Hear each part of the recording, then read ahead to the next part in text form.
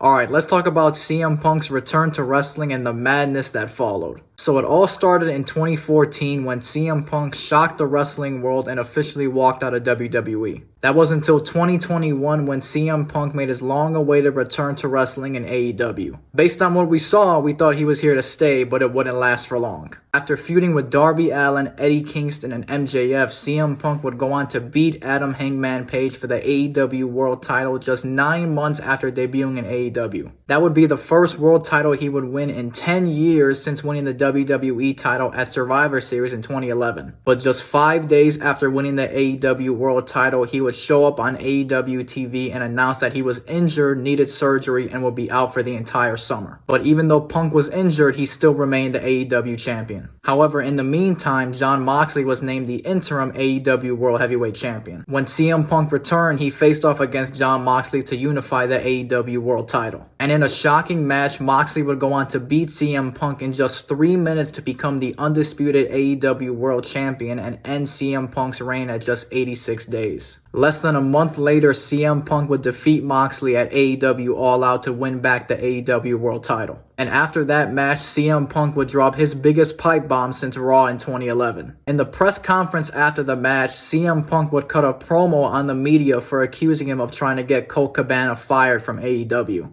For those that don't know, Punk and Colt Cabana were close friends that came up in the wrestling business together. When Punk left WWE in 2014, he went on Colt Cabana's podcast and explained why he left. And the 2 podcast episodes he did became the biggest wrestling stories of the year. As a result, WWE sued CM Punk and Colt Cabana for defamation, and Punk ended up winning that lawsuit. Colt Cabana then sued CM Punk after that lawsuit, claiming that Punk promised to pay his legal fees but never did. So this guy basically sued CM Punk for not paying his legal fees and gave himself more legal fees by suing Punk again. So that lawsuit was eventually settled, and that led to a falling out between the two of them. So fast forward 7 years later, and when Punk returned to wrestling in AEW, a rumor was started that he tried to get Colt Cabana, who was working for AEW at that time, either fired or moved over to Ring of Honor. Punk accused the EVPs of AEW for spreading that rumor. And the EVPs of AEW are Kenny Omega and the Young Bucks, who all form a group called The Elite. So to explain this, when AEW was first formed, Kenny Omega, the Young Bucks, and Cody Rhodes were all named executive vice presidents of the company. So in simple terms, it would be like if John Cena, Triple H, and Randy Orton were all the executive vice presidents of WWE back in the day.